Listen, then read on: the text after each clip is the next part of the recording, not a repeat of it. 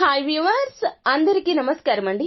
సాక్షాత్తు పరమశివుడే శివ పురాణం ప్రకారం మనకి ఎన్నో రకాలైనటువంటి నియమాలు తెలియచేశాడు.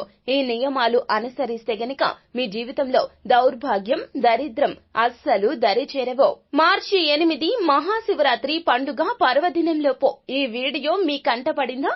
ఇక మీ అంత అదృష్టవంతులు ఎవ్వరూ ఉండరు. ఇప్పుడు మనం ఈ వీడియోలో శివ పురాణం మనకి తెలియచేసిన జీవన శైలి ఏమిటో, ఎటువంటి నియమాలు పాటిస్తే జీవితంలో ముందుకు సంతోషంగా సాగిపోగలమో తెలుసుకుందామో.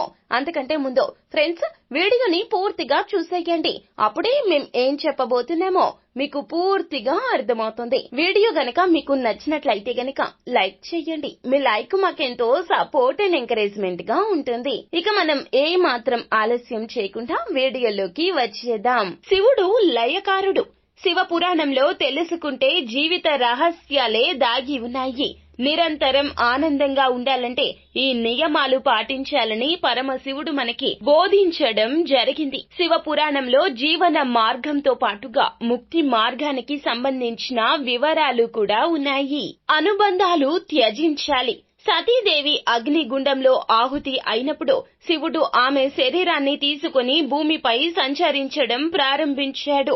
ఈ సమయంలో లోకంలో కల్లోలం చోటు చేసుకుంది. సతీదేవి శరీరాన్ని ఛిద్రం చేయడం ద్వారా శ్రీ మహావిష్ణువు పరమశివుడిలోని సతీదేవి ప్రేమను భగ్నం చేశాడు. ప్రపంచంలోని ఏ మనిషికైనా అనుబంధం అనేది దుఃఖం, వైఫల్యం వైపు నడిపిస్తుందని శివ పురాణం చెప్తుంది. శివ పురాణం ప్రకారం తపస్సు ఒకటే లక్ష్యం నెరవేరేలాగా చేస్తుంది. పార్వతీదేవి శివుణ్ణి పొందేందుకు కొన్నేళ్లు తపస్సు చేసింది. ఆమె లక్ష్యం బలమైనది. ఇక కోపాన్ని త్యాగం చేయాలి. మీ అహంకారాన్ని, కోపాన్ని త్యాగం చేయాలి. ఇవి రెండు విజయానికి పెద్ద అడ్డంకులు. కోపం మనస్సాక్షిని నాశనం చేస్తుంది. చేయాల్సిన పనిని జరగకుండా చేస్తుంది. ఇక డబ్బు వినియోగం. శివ పురాణంలో తెలిపిన వివరాల ప్రకారం మనిషి తాను సంపాదించిన ఆదాయాన్ని 3 భాగాలుగా విభజించాలి. ఒకటి దాచేందుకు, రెండవది వినియోగించుకునేందుకు, మూడవ భాగం దాన ధర్మాల కోసం ఖర్చు చేయాలి. ఈ విధంగా డబ్బును వినియోగించడం ద్వారా జీవితం సంతోషంగా గడుస్తుంది. ఇక శివ పురాణం ప్రకారం ప్రదోష కాలాన్ని శివుణ్ణి ఆరాధించడానికి ఉత్తమ సమయంగా పరిగణిస్తారు. ఉదయం, సాయంత్రం వేళల్లో చెడు మాటలు మాట్లాడకూడదని అంటారు. అలాగే ఎవరి పట్ల చెడు ఆలోచనలు చెయ్యకూడదు. ఇలా చేయడం వల్ల పాపంలో భాగస్వామ్యులము అవుతాము. శివ పురాణం ప్రకారం గురువును, పెద్దలను గౌరవించేవాడు ఉత్తమ స్థానాన్ని పొందుతాడు. గురువు లేకుండా శిష్యులు ఉత్తమ మార్గాన్ని పొందలేరు. పెద్దల ఆశీర్వాదంతో ప్రగతి పదం తెరుచుకుంటుంది. మనిషి ఆత్మ గౌరవం విషయంలో ఎప్పుడూ రాజీ పడకూడదు. మనిషి గౌరవం పొందాలంటే ముందుగా ఇతరులకు గౌరవం ఇవ్వడాన్ని నేర్చుకోవాలి. శివ పురాణం మానవులకు మోక్షాన్ని కలగచేస్తుంది. అనేక మార్గాలు సూచిస్తుంది. తెలియకుండానే పాపాలు చేసే వ్యక్తి చర్యల గురించి కూడా ప్రస్తావించింది. మనిషి తాను చేసే పని లేదా చేయబోయే పని విషయంలో చాలా జాగ్రత్తగా ఉండాలి. శివ పురాణం ప్రకారం మనం చేసే కొన్ని పనులు శివుడికి కోపం తెప్పిస్తాయి. ఈ పనులు చేసేవాడు పాపాల నుంచి ఎన్నటికీ విముక్తి పొందడు. మరణానంతరం కూడా ఆ వ్యక్తి నరకానికి వెళ్తాడని శివ పురాణం చెప్తుంది. శివ పురాణం ప్రకారం వీటిని మనస్సులో పెట్టుకోకండి. పాపాలు చేసే వ్యక్తి ఎల్లప్పుడూ శివుడి ఆగ్రహానికి గురవుతాడు. సంతోషకరమైన జీవితాన్ని గడపలేడు. నీ మనసులో ఏముందో దేవుని ముందు దాచుకోలేవు. కాబట్టి మీరు మీ మాటలతో, ప్రవర్తన ద్వారా ఇతరులకు హాని చేయకపోయినా, ఎవరికైనా హాని చేయాలనే చెడు ఆలోచన మీ మనసులో ఉన్నప్పటికీ, లేదా ఎవరికైనా హాని చేయాలని మీరు భావించినా అది కూడా పాపం కిందకే వస్తుంది. శివ పురాణం ప్రకారం స్త్రీ పురుషుల మధ్య సంబంధం, మరొకరి భర్త లేదా భార్యపై చెడు దృష్టి పెట్టడం లేదా వారిని సొంతం చేసుకోవాలని కోరుకోవడం కూడా శివ పురాణంలో పాపంగా పరిగణించబడుతుంది. అలా ఆలోచించడం కూడా పాపపు పనే. కావున మంచి మనసు కలిగి ఉండడమే గొప్ప ధర్మము. ఇక ఇలాంటి వారిని పరమశివుడు ఎప్పటికీ క్షమించడట.